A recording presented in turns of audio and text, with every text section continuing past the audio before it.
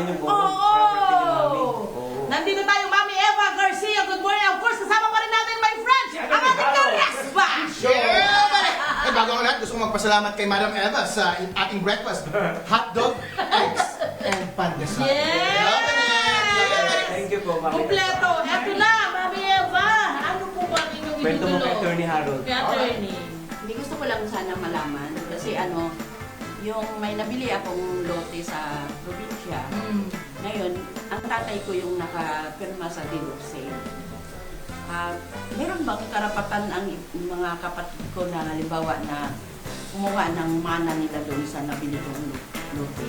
Alright, saan tong lupa na ito, Madam Eva? Nasa Aklan. Aklan sa Boracay! Hindi, sa Malaya. Malapit na! Alright! Tanong ko, sino nagbayad ng lupa? Ako nagbayad. Ikaw nagbayad! Pero nakapangalan sa tatay mo? O siya. Ba't mo pinangalan sa tatay mo? Pagkakapag naghahanap ka ba ng away sa mga kapatid mo? Hindi naman po. Hindi naman. Pero alam mo lang yung tatay mo at Gusto the ko time. lang maliwanagan. May intention ka ba na ibigay sa tatay mo at the time? Hindi, kasi habang nabubuhay sana ang tatay ko, gusto kong mayroon siyang, may pagmamalaki naman sa sarili na may lupa siya. Pero ang intention mo ay maging ikaw pa rin ang may-ari. O, syempre po. Ang problema mo ngayon, since nasa pangalan ng tatay mo yung deed of sale, akala ng mga kapatid mo, mana rin nila. Oo. Ayun! Yun ang malaking problema. Hindi mo ba pwedeng makausap yung mga kapatid mo ngayon? Pwede naman po siguro, pero gusto ko lang talagang malinawan. Okay po. Sa ganyang arrangement, ang tawag dyan sa civil code ay resulting trust or implied trust. Okay. Kapag ang intention natin ay ipangalan natin sa ibang tao yung binili nating property, pero ang intention natin ay ikaw pa rin ang may-ari at ikaw ang nagbayad, ikaw pa rin yung beneficiary ng property na yun. Ngayon, ang problema, kapag ipapalipat mo na yung property dahil nakapangalan sa ibang tao, mahihirapan ka hanggang hindi kayo nagkakasundo ng mga kapatid mo. Kaya kausapin mo yung kapatid mo na ibalik nila kapag ipapalipat mo na yung titulo sa pangalan mo na pumirma sila ng papeles para sa pangalan mo lang mapunta at hindi sila makihati. Ba't kasi ayaw mo silang hatian? Yun ang Attorney, ang tatanong ko sa'yo. Feeling ko, okay lang ba sa'yo na hatian mo sila? Or ano ba ang balak mo sana sa lupa? Ikaw lang ang mag-ari mo? Yun ba ba? Hindi po, balak ko naman na bigyan sila, kaso lang, parang unfair naman sa mga anak ko na magiging Ayun, yun ang kanyang concern pala rin pala. Kasi lumakas, siya ang bumili. Diba? Gawa ko yung bumili. Oo. Pero Madam Eva, meron ka na bang binigay sa kanila na lote? Wala pa naman, hindi pa naman. Pero ilan ang total yung nabili mo? Marami namin din. Ilang total? 8 hectares? 7 hectares? Mga 6 Ilang hektarya yung binigay mo sa kanila?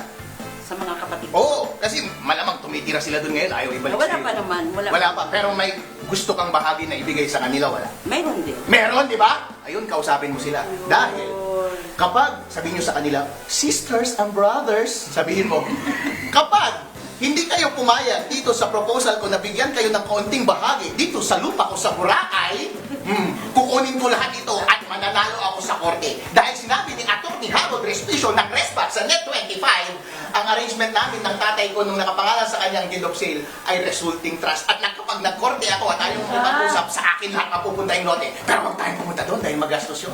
Kung gusto nyong magkaroon ng bahagi dito, pumirma kayo ng papeles at kunin ninyo yung ibibigay ko at ibigay ninyo yung para sa akin talaga. Okay ba yan? Ganda! Hindi sila mag-aaway. Away pa, hindi naman kailangan paabutin doon, di ba? Kailangan mag-usapan. Eh siguro sa mga sa pamilya, ako maraming ganyan attorney. Yung dahil sa naiwan ng mga magulang kasi hindi naayos. Kaya lalayo sa amin. Di ba? Hindi, sa akin naman, okay lang kung naiwan ng tatay ko. Ay kaso nga, ako yung bumili kasi may mga anak ako eh. Tama nga Diba? naman. Yun yung iniisip ko. Naiintindihan ko. Sa atin hindi naman siya nagtatamot, attorney. Yeah. Di ba? Intention niya from the very beginning. Yeah. Ilan po bang mga kapatid niyo po? Tatlo lang kami. Tatlo po Tatlo kayo. kayo. Actually, Mag-usap kayo! madali yun. Pag-usapan nyo Pero yan! kasi yung main talaga na hindi maalis sa akin, yung sinasabi nila na talagang kahit saan kami makarating, meron silang karapatan na magkaroon doon sa Pero nabili ko na attorney, yun. kung ganun nga, syempre bilang hindi ko rin talaga alam yung batas. Ang ganda nga. Ganda. Ang ganda nung sinabi nyo kanina yung parang yung habilin, may pinag-usapan sila ng tatay, hindi ko naririnig yun madalas, yung sinasabi mo na yan. Eh ganyan po talaga ang babait ng mga anak kasi mahal na mahal natin ang mga magulang natin at mga kapatid. Kaso alam, kung minsan hindi tayo nag-iisip, nagiging resulta niyan, kaaway na natin ang pamilya natin kapag namatay ang magulang natin. Pero wala pong problema, madam. Makukuha po yan sa pakikipag-usap dahil po, at the end of the day, kapag naglabanan po kayo sa korte, magastos sa inyo at magastos sa kanila. Dahil po, sa totoo po, ang unang step ninyo ay magbarangay, tapos magkorte, magdemandulagan muna kayo bago nyo gawin lahat yon. Kapag nakita po ng korte ang kaso ninyo, sinasabi ko sa inyo, kayo mananalo. Pero dapat kausapin nyo sila ng mabuti at mag-isip sila ng mabuti para hindi po kayo gumastos in the long run. Lahat po nakukuha sa mabuting usapan. Mahina. Yun!